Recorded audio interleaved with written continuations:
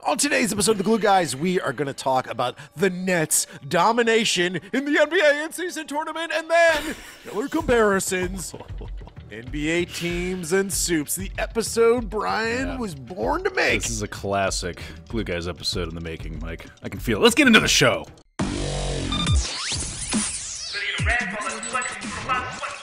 Welcome back to The Glue Guys. This is Mike here. Say hello, Brian. Hello. Check us out on X at BK Glue Guys, netsdaily.com, Discord, discord.gg/Glue Guys. Ryan, Michael. the Nets. Wait, you don't know the drop? No, I don't have the drop. mean, we're so Ryan, back. what's your background for It's- YouTube audience? This is from the Discord.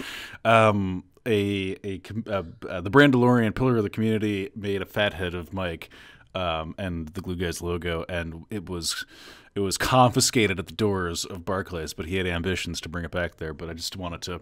It's a fun idea, and it's a great image, and I just wanted to. Because Mike, I get a lot of love in the Discord. That's where those are my people. That's where I go to connect with people on a deeper level, frankly. And you don't get a lot of that. You don't have that that range of emotion, or at least you don't allow yourself to have it. And it's nice when they see you, once in a while. And this is you were really being seen here, Mike. I want to shout that out. How would you guess I would have taken the news that it would not be allowed into the stadium? Do you think that would be a personal affront to me? Yeah, of course. Yeah. Of course. Okay, so the Brooklyn Nets, who have harbored anti-Semites and anti-vaxxers, Whoa. Harbored. Going for the jugular. Wow. will not allow my plump face. Semitic face. Semitic face into their arena. Harbored. Sheesh. Brian was there I didn't at the know- barricades as anti-vaxxers tried to storm the facility. I forgot that you play for keeps like that, Mike. You really do. You really go for the jugular. Nets PR, you are on notice. I Wow. know it was you. Brand DeLorean, God bless you. Yeah.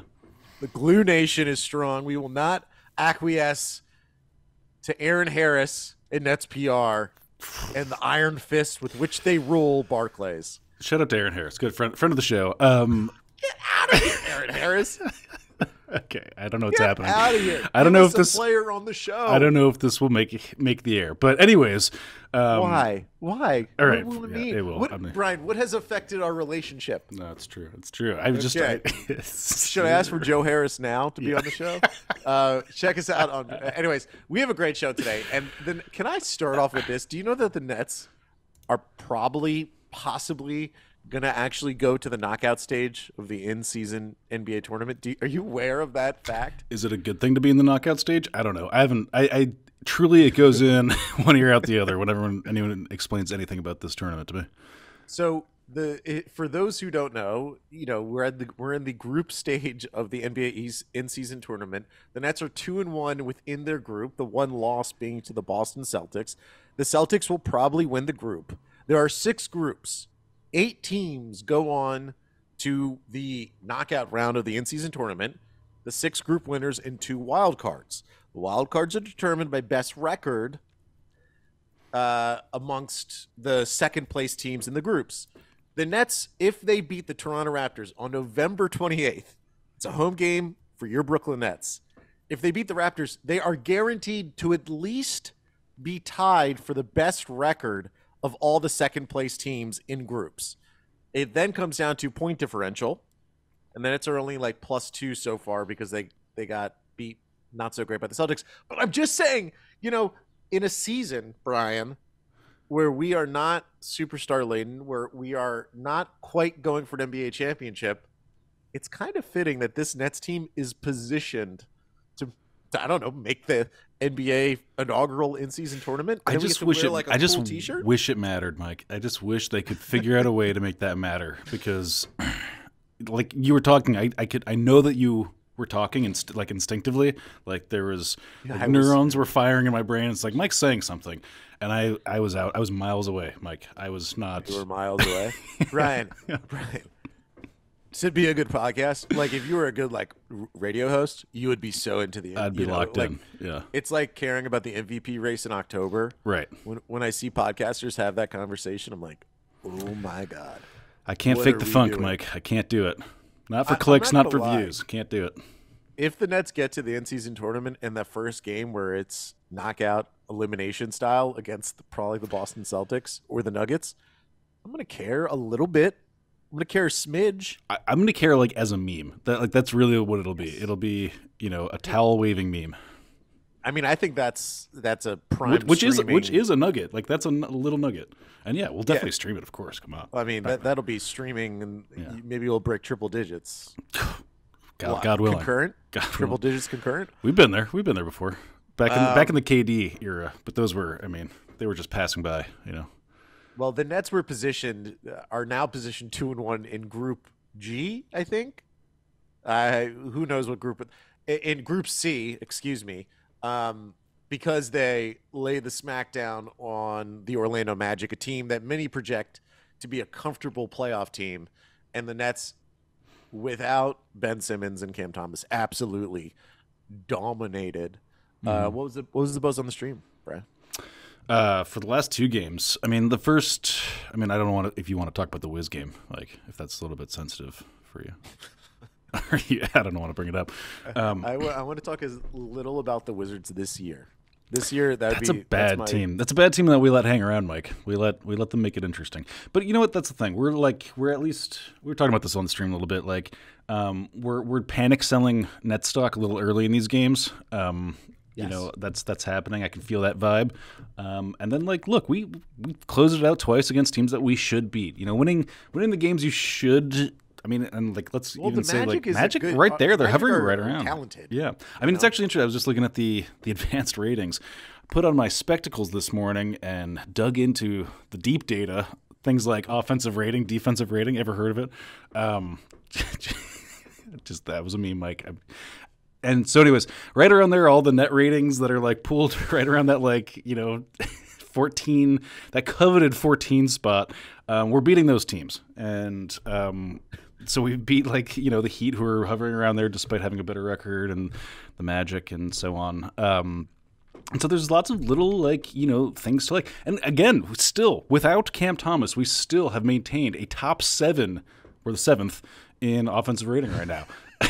Top 7. That's always my favorite when you are anyone is supporting the statistic.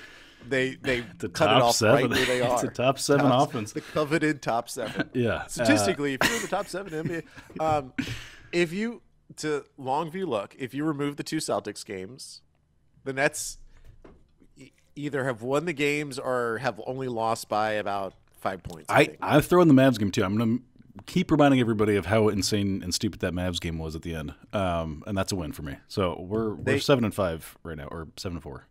Of the losses, the Nets have lost by 1, 5. Not going to say the Boston game. Not going to say. Wait, why aren't you saying the Boston games? I don't get that. Because they're a 10-point loss. Well, they're obviously better. Like that's like a tier above. Clearly, but they've lost to the Bucks by 4, and we know that game, the silly, terrible game. I mean, but so if we are a cold-hearted assessment of this squad, they're 6-5.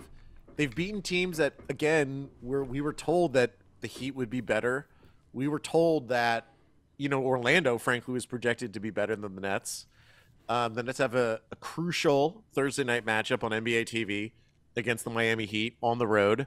They play Philly at home on a Sunday at 3 p.m. That 3 p.m. tip, always tasty. Do you stream the 3 p.m. tips? I did. I streamed that tip. You said tip.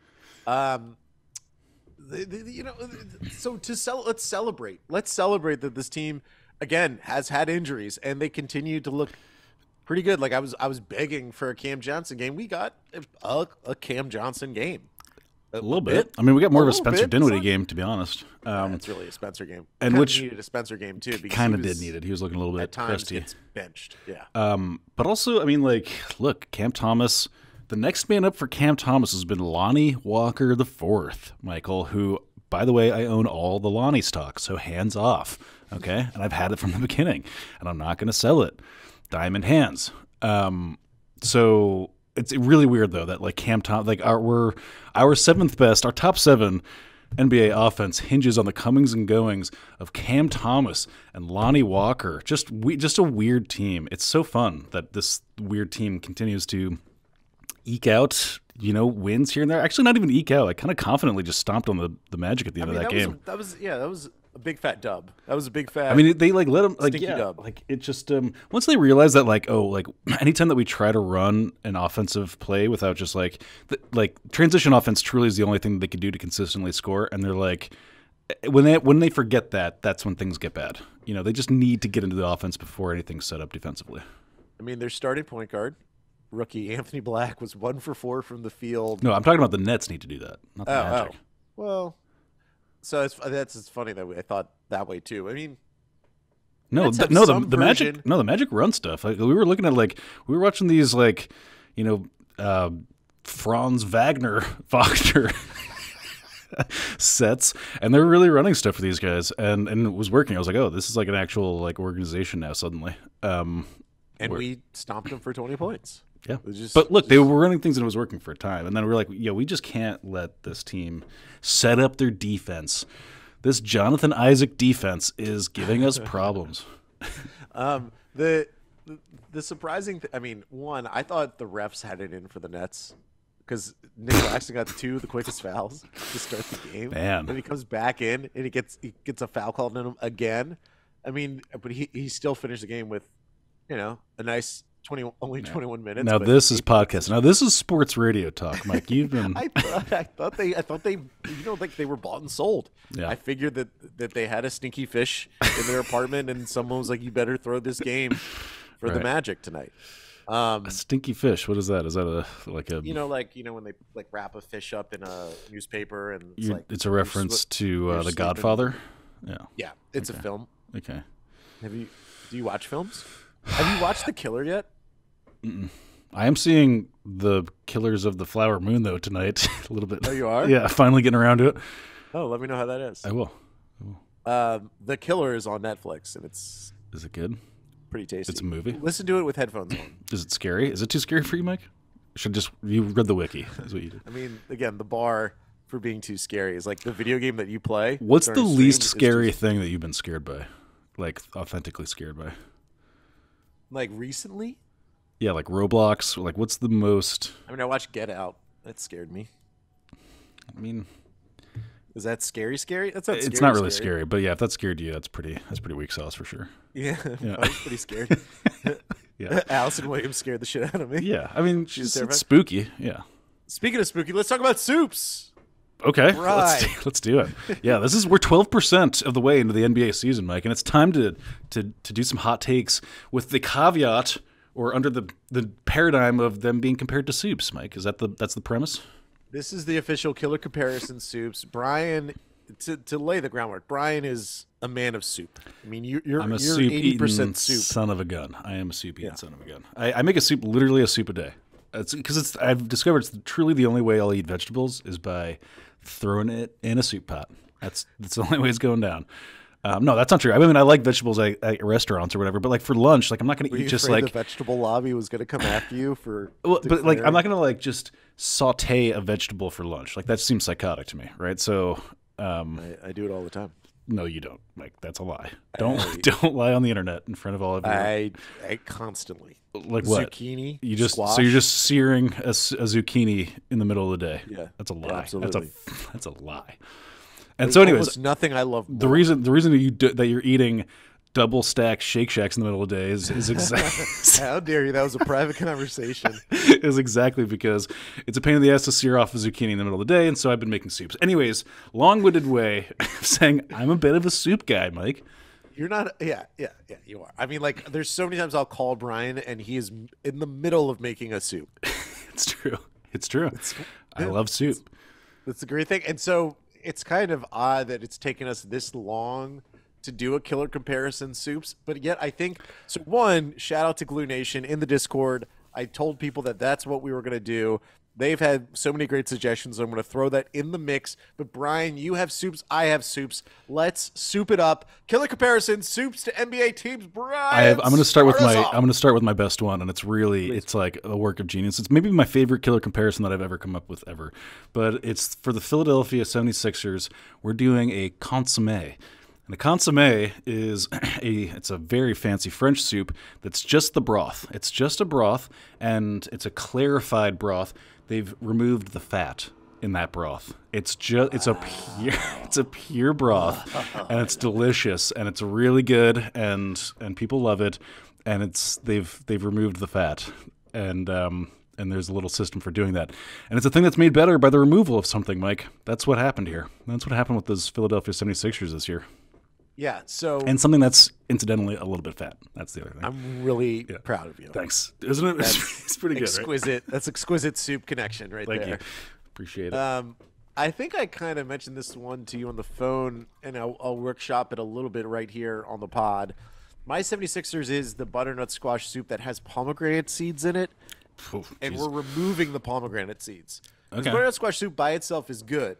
Right. When you put, I am anti-pomegranate seeds. Okay. Pretty much in anything, in any, if it's in yogurt, if it's in a salad. Interesting. So you just don't like pomegranate seeds, is what you're saying? I don't like the texture. I don't like what it tastes like. I don't like You don't like a pop. You don't like the little popping seeds. No, I don't need a pop. Okay, I don't. How do you feel about grapes, for example? Love grapes. Okay, all right. What am I, a heathen? I don't know if the popping I was at a winery this weekend. How much I love grapes. Well, that's in the different. foothills of Virginia. I'm not saying drinking grapes. I'm eating grapes. Anyways, let's not get lost. I love to eat grapes. Is top 4 fruit. Top 4 fruit. Top four. It's top the fourth. It's your fourth favorite. Yeah. Well, Yeah. yeah. That's I had to dial back. Yeah, because I think if I was going to go top fruit, it's banana has to be on there. I don't know. People don't want to call banana a great fruit, but it's one of the best fruits we have. Peach, a seasonal peach. Look at you flying off with it. Just go off, King, with your top I 4 think a fruits. Honeycrisp apple is like unimpeachable. Should have said that for the peach. That would have been funnier. Okay. But Honeycrisp apple, and then I would go grape. Right? I mean, grape is, and what's great about grape is that it's like you could eat it at any time of the year. It's not a seasonal thing. Where like the peach is a temperamental fruit. You can't really have it off season. I think an off-season grape can be pretty sad, but anyways, that's just me. Oh wow, you have a great palate. I do. I'm not ashamed of this anymore, Mike. But it's good. So, hey, pomegranate seeds, and obviously James Harden represents the pomegranate seed in this case. Similar principle. He's a bad person. Different examples, but good. I mean, what? You start another one, Mike. What do you got? Okay, the Miami Heat. Okay. Oh, I don't have a Heat one, so you're gonna fly dolo on this. The Heat are a chicken noodle soup, but in a bread bowl. Let me explain. Chicken noodle soup is great. Chicken noodle soup in a bread bowl. Chicken noodle soup is great. Okay, it's a great soup, solid soup, good soup. Toyota Camry of soups. Okay, it's a fine soup. Okay, it's average, but that bread bowl, the culture, the system that you're putting it in, elevates the soup to a whole nother level. You're getting chicken noodle soup in a bread bowl? Is that a Panera thing? I've never heard of that. I'll admit, originally it was a broccoli cheddar soup in a bread bowl. Okay. But I had to use broccoli cheddar for another example. So what's a better soup than like a potato chowder? Yeah, sure. Yeah, that goes in a bread bowl for sure. Yeah. Okay. Like a potato leek is what you're talking about. Yeah. Yeah. Now I'm ready. Now you're talking. This is potato leek weather. I'll tell you that. It is truly. The Heat. I mean, the Heat culture is the bread bowl. It's like sure. Anything you put in a bread bowl is going to taste amazing. Kyle Lowry, Jimmy Butler, Bam Adebayo, Tyler Hero, Duncan Robinson. It's very good. All of them good for different reasons. But you put them in that bread bowl, they're special. Heat culture. Hashtag Heat culture is a bread bowl. Okay. So you're buying Heat stock so far this season, it looks like. I'm buying the consomme. Yeah. A long-term Heat stock. You get it. Stock is like an element of soup. Speaking of long-term, here's one for the Golden State Warriors. This is a callback to a previous episode here, Mike. This is Perpetual Stew. I'm going Perpetual Stew on this, just because it feels like we've been running out this squad, this core, for a long time, adding little new parts to it, but the core has remained intact. It feels like it's been going on for a long time. It's a perpetual stew in my mind. What's your favorite kind of perpetual stew? I think the thing with perpetual stews is that they all end up tasting like the same, basically, because it's just a bunch of random. It's like too many. It's the kind of thing where if there's like too many flavors, it tastes like nothing. I think that's what basically happens to perpetuals. It's too. like if you mix all colors, they're brown. Right. pretty much- Exactly. It's yeah. just it's the brown. It's a brown suit, and it is literally brown. So This is from Otto in our Discord. Hawks are like a lentil soup. Good in theory, nourishing in theory, good for the first 2 bites, but then you're sort of done with it. I kind of agree. Lentil soup is like, for me, the lentil soup thing is it's a really if you don't have a pita with it and a really like based pita, you're gonna have a bad time. Yeah. yeah, lentil is a good element within soup, but it to be the star of a soup is Right. not what I'm going for. Next one up is yours, right?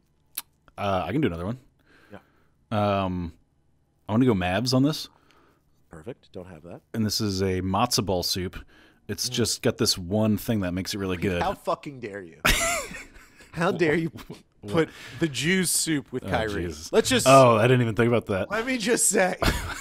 Okay. Didn't even think about that. Have we not suffered enough? This Brian? works on a variety of levels then. But yeah, because Luca obviously is the one good thing. I mean, matzo ball soup is just it's chicken broth with like one like floating piece of celery, one floating piece of onion, kind of a weird soup.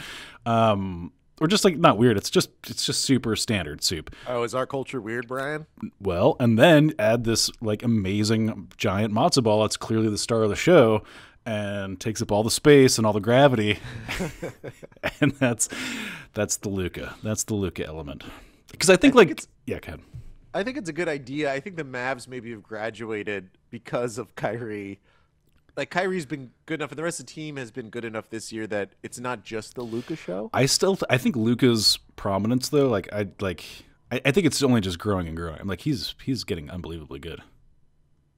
Yeah, I mean, I'm still very offended. You attached matzo ball soup to Kyrie Irving. Okay, Just maybe that's a little bit of passive aggressiveness towards you. Maybe that's what's happening. I have the Denver Nuggets. Okay. They are French onion soup. Okay. Do you like French onion soup, Brian? I do, but only I can't eat a ton of it. I will say it's a little bit of a. Why is that? It feels it's very acidic for me. It's a very specific mood, and I can't have too much of it. I think. Well, does it make your tum tum sad? Why? It makes my mouth sad. It's like it starts like all that onion starts to eat away at my mouth. Okay, so this I mean okay, let's get back to the story here. I think French onion soup is a top 4 soup. Going back to my top 4, I think it's one of the best. I am thrilled whenever I have a French onion soup. I seek out French onion soup, particularly at places that make it well. Like where? What are we talking? Applebee's? What do you got? The Applebee's margarita French onion soup is so good. Oh, Never had tequila and French onion soup. that sounds Delicious. good. Yeah. Here's the thing about French onion soup and why it's the Nuggets. If you take away, It's also a little sweet for me, French onion soup. Continue. Sorry. Good. if you take away Yeah. the delicious, bubbly, melty, cheesy top Mm-hmm. to a French onion soup, you really just have onion soup. And I like the broth of an onion soup, but that cheesy, bubbly, melty, omnipresent top is really what makes it special. And Nikola Jokic, if any player is a cheesy, bubbly, omnipresent top to any soup, it's Nikola Jokic because he seeps.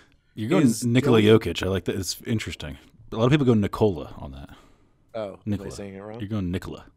So Yeah, I think, that's how we on the streets of Latvia. I don't think he's even from Latvia. That's how we say it. Nice try. He just oozes all over the Nuggets. His doughy body's all over the Nuggets, and he makes everything taste delicious and better. But I think if you removed Jokic from the Nuggets, I love that team. But I think the rest of that team's like a onion soup. It's okay. Yeah, I basically have the I like the same. Mets. I have the same thing, but I use the same principle, which I think like for me, like top tier S tier soup is if you get some pho that's really good pho, like truly the best pho is so a cultured. time Mike that you've never had pho, have you? This I've is had- you lived in New I've York had pho. for like I've had 15 pho. years, Don't and dare. you No, ate. no. I live in Washington D.C., a very cultured city. And where did you eat the entire time you lived? You just ate Subway Cafe. You just ate at Magnolia's every day. like did have a lot of banana you're pudding. Carrie did have a lot of banana. freaking Bradshaw is what you did. Anyways, Actually, a little bit of Taco Bell Cantina mixed in there. yeah, you were having a Carrie Bradshaw moment when you lived there. I like pho in the same way that you like French onion soup. I like it the most, and for me, Nikola Jokic is the noodle in the pho. And so without the noodle, it's not great. It's Really? great. No, it is great. It's great, but it's not. It's not. It's not the It's not best. championship winning. Yeah, I think that's fair. Next one for you. I've got a fun one. Phoenix Suns are bird's nest soup, expensive and texturally kind of weird. What's bird's nest soup again? It's the soup that's made of a literal so it's like as I understand it, a boiled bird's nest, very like specific kind of breed of bird, and something about the boiling of the thing, it makes it gloopy, like a gloopy soup. That's it's the saliva of the bird that like makes the nest. Anyways, it's very expensive, it's very rare, and it makes this kind of like bird saliva soup basically that people eat. And so far, I wish that the Mavs were worse, but I'm enjoying the fact that the Suns are bad. Just out of jealousy, just pure lizard brain jealousy kind of feelings. No, that's evolutionary brain. That's Evolutionary not brain. lizard. Wow. Yeah. That's High-minded. 4D chess. So that's my Phoenix Suns because they're not doing so hot, Mike. Ample Thrills has the Chicago Bulls are tomato soup, a joyless red blob. Then he has an interesting tidbit. Richard Nixon ate can after can of cold Campbell's tomato soup after losing the 1960 presidential election. What does that mean? Can after can? What is that? Like he ate a bunch of cans of tomato soup Like for how long? What's like one? until he died. He just kept eating cans. Okay. It was like an episode of or part of Seven, the film. Yeah, he was the guy that was like getting filled up with spaghetti. The next one I have are the Clippers. Okay. They are a chili, a lot of ingredients, and ultimately it just makes you gassy. You don't like chili? I love chili. I'm making a joke about how it makes you fart, Brian. Okay. Gassy. Okay. I love a chili. I love a chili. I don't get that from chili, so I didn't make that connection. Apples, like apples for sure. Things like that. Apples make you Gassy. flatulent. Flatulent. Not chili though. Beans never really did it for me. Yeah, you know what? I agree with you. I think it's there's bad PR, bad marketing with beans. I've enjoyed many a bean, and it's not. I think it's not, making but there's me like a gassy. certain kind of person. It's like one of those. It's a genetic thing where there's like a handful of people out there that get super gassy from beans, and then they've just been motor mugging about it for like centuries. That's what I think is happening. It was Richard Nixon. Yeah, could have been. Yeah, that's why he only eats tomato soup. I have two more left. How many do you have left? I can do two more. Okay, I want you to go first. Celtics. Okay, I have a Celtics, so I'll follow. I'm not loving this one, but I think you can squint and make sense of it. Egg drop soup. It takes a little bit of time to emulsify, and when it comes together, you have to eat it at just the right time. I feel like and it's very good. The Celtics are very good, but it's also like it took a long time for it to come together. All the parts need to be working together at the same time for it to have the ceiling as high as it is for it to all work out. So it's very much a timing based soup for me. That's sort of how Have you ever made an egg drop soup? yeah, for sure. Is it good? Do you like it? Because I've only had it as in like it was delivered to me via a biker in a plastic container that is partially melted. And I am not in no way denigrating the great egg drop soup. I've just never had, I think, the proper. I think you need a proper egg drop because again, if you're not, it's one of those things that's not going to travel. It's just truly not going to travel. It's going to break. It's the same with like I feel. I mean, if you want like to get, or you could go like hot and sour soup. Anything that has an emulsion that could break, basically. I mean, I worked at a PF Chang's. I've had hot and sour, which is a great soup. Love hot and sour soup. Yeah, hot and sour, hot and sour. Yeah, that's something. That's so maybe a we real go soup. with that, but it's similar principle. So my Boston Celtics is a chicken tortilla soup. Because like I love every ingredient in a chicken tortilla soup, but and then when you combine them all together, it's like a whole nother level. And I think I'm really pretty high on the Celtics this year.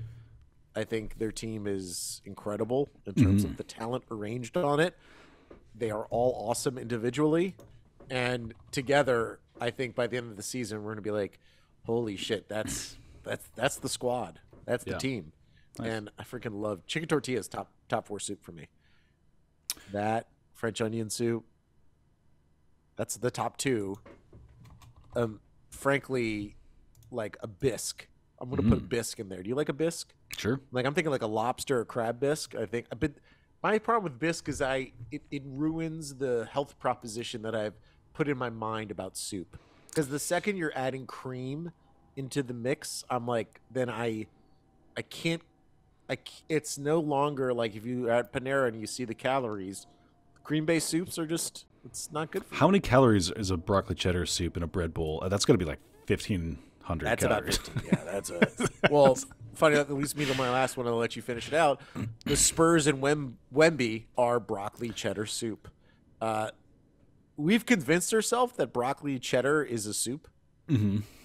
It's cheese. We're eating. It's closer to fondue. Yeah. Yeah, it's a fondue that we have.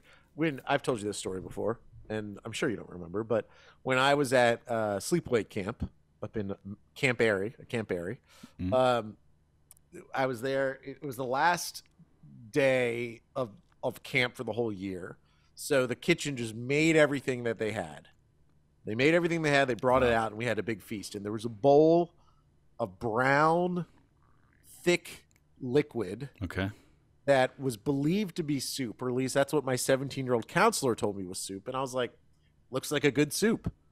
So I ate a bowl of brown. It was gravy. I ate a bowl of gravy. How much gravy did you eat before you realized it was gravy and not soup? I think the first bite I was like, this is gravy, but I was also 9 and I thought, well, if there's a time to eat a bowl of gravy, it's today. It's today, right. Mickey. That's what I said to myself in the mirror. Old Mick. Yeah. Oh man, this is the day. Broccoli cheddar soup. We have told ourselves it has been advertised as soup. It is a bowl of cheese with sprigs of broccoli in it. Why is that Spurs and Wemby? Wemby defies all categories himself. He is so beyond. I can't soupify him. He is like I don't even know what I'm watching when I see him play. Except that time, I don't know if you saw the play where like Duncan Robinson crossed him up. Yeah, that was good. But so Wemby is like broccoli cheddar soup. He's just not soup anymore. He's something totally new and amazing. Something else. I like it. I noticed you didn't have a Nets one for our Nets podcast. Okay, so somebody's asleep at the wheel. But don't worry, I got your back. The Nets are Menudo. And no, Mike, not your favorite boy band from Puerto Rico in the 1980s starring Ricky Martin. Not that, Menudo. I'm talking about the soup, Menudo, which is a very simple soup of garlic, onion, chili, stuff like that. And then tripe also, which is an acquired taste for most, but in Menudo, it works. And it's unexpectedly good. It's a classic soup. Do you like fish and soup? Yeah, sure. I like fish and soup. A bouillabaisse? Bouillabaisse soup? What's happening? Bouillabaisse? Is a bouillabaisse soup? Yeah. I think it's like It's a brothy. Yeah. Is that not a bouillon? No, bouillabaisse is like, I think it's like all seafood cooked together in a broth, like a tomato broth or something like that. Sure. Yeah, I can get down with that kind of stuff. But I don't know if that's soup. I used to, when I worked in a restaurant, the Mexican guys would make fish head soup, super spicy fish head soup when you like were hungover. And because in their minds, and this is going to get a little graphic, it was like the faster you can have diarrhea, the better. Like that's going to make your hangover ultimately like a lot better. And so they would make incredibly spicy soup to induce that that phase of the hangover. And oftentimes there'd be a lovely little fish head floating around in there. But anyways, back to Nets being Menudo. It's just it's unexpectedly good. It's a very simple. The parts are themselves. They're guys, not dudes. Individually, but for Cam Thomas, who's becoming a transcendent superstar talent, who is in this case the tribe because he's an acquired taste. all of it comes together to make a truly S-tier soup in the end. Michael, we did it. We did the soup episode. I think we can cancel the pod now. You think that's it? We should tell everyone that this is the end? Well, we've been working towards our whole life was this moment. I mean, it was a joy to see you cook. I've loved having this podcast with you, Mike, and I'm sad that it's over. There's like 2 people who got to the end now, and they're like, "No." Yeah, just kidding. Finally. The podcast is going to be fine. Any last closing statements, Mike? Well, honestly, people keep tracking. The Nets are on the path to making the first in-season tournament in NBA history. I'm sure they'll lose to the Toronto Raptors, but that game comes in the middle of a homestand for the Nets. Pretty tasty. Pretty tasty. Nets. Should we go to Vegas, Bri? Let's go to Vegas. We'll be streaming. If nothing else, we'll be streaming the games at twitch.tv/TheBrian Egan. Mike pops in the Twitch chat. He's part of the community now. I love it. And we all hang out. It's the best way to watch the game. Watch games. It's pretty fun. There's no question. It's fun, right? You have fun when you do it, right? When I am in it? When watching the stream, you have fun. It's fun energy. Yeah. And it's really fun because you get to see Brian trying to study up for a learner's permit. Oh, God. I don't even want to tell you about this whole story, Mike. Okay, we're not going to talk about any. If anybody cares, here's the last little bit. I screwed up so bad. So I let my New York license expire, and then I moved to New Jersey with an expired New York license, thinking like, whatever, I'll just get laws don't matter. Who cares? Blah blah blah. Idiot stuff. And privilege. So that Absolute exactly. white privilege. And so I get there, and the lady's like, "Bad news. You have to take a test, a knowledge test." To get, because now you have a permit in New Jersey. That's the situation. And I was like, oh God, okay. And I look at my phone. I'm like, let me just see how hard this is going to be. Like, give an example test. It's like, what shape or stop sign? It's like, I got this. All right, fine. Sign me up. Let's roll. Let's run it. And I go in there, and like literally, so I have to get 50 questions. I have to get 40 of 50 correct. The first 10 questions, I swear, are like, when you receive a permit sticker in the mail for your 6-month learner permit, like under the GDL, and like acronyms I've never seen before. They're like, where do you put it? In the front passenger seat? Where do you? It's like, whoa, oh no. This is not basic knowledge at all. I just want to drive. And I pulled the guy over. I'm like, this is the wrong test. Like, he gave me the wrong test. And he doesn't speak a lick of English. And he's like, that's your test. And I was like, please supervise. So I'm the guy who's now like, let me talk to your supervisor at the DMV. Not a great position to be in. And I talked to this woman, and she's like actually like super OP manager energy. She's just like, she, overpowered. Like, she just like is letting me go off. I'm like, this is like definitely the wrong test. She's like, no, I'm sorry. Like, that's the permit test. And I was like, so like, you're telling me that I have to commit to memory things about being a 17-year-old, like driving with a permit for 6 months in New Jersey. I have to commit that to memory to pass this test so that I can drive a car in New Jersey. And she's like, yeah, that's the situation you're in right now. And I was like, do you realize how insane that is? And she's like, I do. And I was like, it's like, as long as you can say it and like you're open about it, there's nothing I can. It's like, that's why she was such a good manager. She just let me like vent. And then I was like, all right, I guess I'll just go, I'll go fail this test, which is exactly what I did. So now I have to study a 300-page PDF with like all kinds of insane minutia about being a permit driver. So that's my story, Mike. That's where I'm at. Thanks for the barrier of entry so goddamn hard for so many things. It was like trying to become a citizen at this country. You have to know things that we would never even. Dude, I'm literally having stress dreams. I have a test. I have to retake this test on Tuesday. I have like a month to like get it before I have to get a new permit. So I and I can only take the test every 7 days. I can't just like go there and like do it, like run it back like 5 times in a row. Like I have to wait 7 days. It's a nightmare. I love this for you. It's really the worst case scenario for me, because I don't think I've ever studied for a test ever. Like truly, literally ever. Like I always just you in college. Just I can attest that you do not study for tests. Yeah, just winged everything. Just complete, just pirate, just to try to get away with whatever I could get away with, and which I did. I tried to cheat on the test at the DMV. I shouldn't say this on the podcast. Maybe we'll take this out for the DMV people who are going to come after me. I'm worried. See how paranoid I am about this test, Mike? It's making me insane. All right, we got to go though. This is going to drag on. Okay. All right, check us out on X at BK Glue Guys. I love it. I don't know why I promo this there's no effect on people. Let's just say bye. Like Yeah, that's what I always try to say goodbye. Bye, everybody.